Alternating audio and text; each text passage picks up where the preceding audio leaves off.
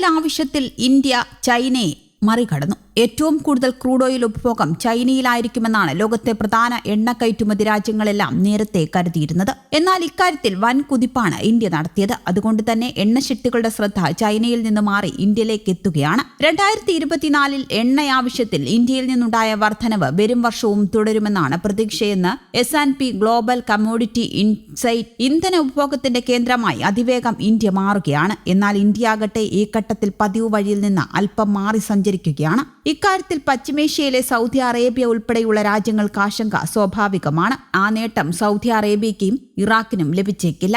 എണ്ണ ഉപഭോഗത്തിൽ ഇന്ത്യയാകും ഇനി മുന്നിലെന്ന് S&P global മേധാവി ഖാങ് വു പറയുന്നു. 2025 ഇന്ത്യയിൽ നിന്ന് എണ്ണയ്ക്ക് വേണ്ടിയുള്ള ആവശ്യം 3.2% അതേസമയം ചൈനയിൽ നിന്നുള്ള ആവശ്യം 1.7% ഉണ്ടാകുമെന്നും അദ്ദേഹം കൂട്ടിച്ചേർത്തു. 2024 ആദ്യ 10 മാസം ചൈനയിൽ നിന്ന് പ്രതിദിനം 1,48,000 ബാരൽ എണ്ണയ്ക്ക് വേണ്ടിയുള്ള ആവശ്യമായാണ് വന്നത്. ഇന്ത്യയിൽ നിന്ന് 18 ലക്ഷം ബാരലും. ഇന്ത്യയിലേക്ക് എണ്ണ ഇറക്കുമതി ചെയ്യുന്ന കമ്പനികൾക്കും ഇക്കാര്യത്തിൽ വ്യക്തമായ ധാരണയുണ്ട്. അവർ ശുദ്ധീകരണശാലകൾ വിപുലീകരിച്ചത് ഈ ലക്ഷ്യത്തോടെയാണ്. പതിവായി എണ്ണ വാങ്ങുന്ന രാജ്യങ്ങളെ മാത്രം ആശ്രയിച്ചാൽ പോരാ എന്ന് കമ്പനികൾ കരുതുന്നു. കൂടുതൽ രാജ്യങ്ങളിൽ നിന്ന് എണ്ണ വാങ്ങാനും ശ്രമം തുടങ്ങിയിട്ടുണ്ട്. നയതന്ത്ര തലത്തിൽ നടന്ന ചർച്ചകൾ ഇക്കാര്യത്തിൽ ഗുണം ചെയ്യുമെന്നും S&Pയുടെ സൗത്ത് ഏഷ്യ ഓയിൽ റിസർച്ച് മേധാവി അഭിഷേക് രഞ്ജൻ പറഞ്ഞു. നേരത്തെ പശ്ചിമേഷ്യ മാത്രമാണ് ക്രൂഡ് ഓയിലിനും വാതകത്തിനും വേണ്ടി ഇന്ത്യ ആശ്രയിച്ചിരുന്നത്. എന്നാൽ സമീപകാലത്ത് ഇതിനെല്ലാം മാറ്റം വന്നു. പശ്ചിമേഷ്യയ്ക്ക് പുറമെ Africa, Europe, north America, south America, south east Asia എന്നിവിടങ്ങളിൽ നിന്നുള്ള രാജ്യങ്ങളെയും എണ്ണവാതകത്തിനു വേണ്ടി ഇന്ത്യ ആശ്രയിക്കുന്നുണ്ട്.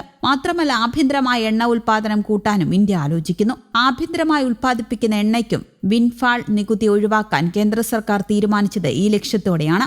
ആഭ്യന്തര ഉൽപാദനത്തിന് കമ്പനികളെ പ്രേരിപ്പിക്കുകയാണ് ലക്ഷ്യം. അമിതമായ നികുതി ഒഴിവായ സാഹചര്യത്തിൽ ഇനി കൂടുതൽ ഉൽപ്പാദിപ്പിക്കാൻ കമ്പനികൾ തയ്യാറായേക്കും. 1948 എണ്ണപ്പാട നിയമത്തിൽ ഭേദഗതി കൊണ്ടുവരുന്ന ബില്ല് അടുത്തിടെ രാജ്യസഭ പാസാക്കിയിരുന്നു. ഷെയിൽ ഓയിൽ, ഷെയിൽ ഗ്യാസ്, കൽക്കരി മേഖലയിലെ മീഥെയ്ൻ എന്നിവയുടെ ഖനനം കൂടി എളുപ്പമാക്കുന്ന രീതിയിലാകും ഭേദഗതി. ആവശ്യമുള്ളതിന്റെ 80% എണ്ണയും ഇന്ത്യ ഇറക്കുമതി ചെയ്യുകയാണ്. ഇന്ത്യയുടെ പണം വലിയ തോതിൽ വിദേശത്തേക്ക് പോകുന്നതും ഇത് കാരണമാണ്.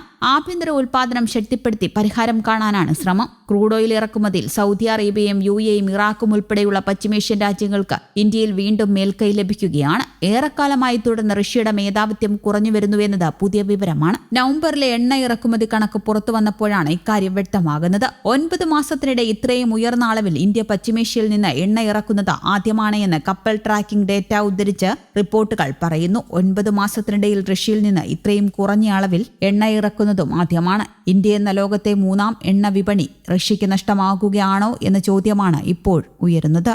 News desk Kerala Kaumudi.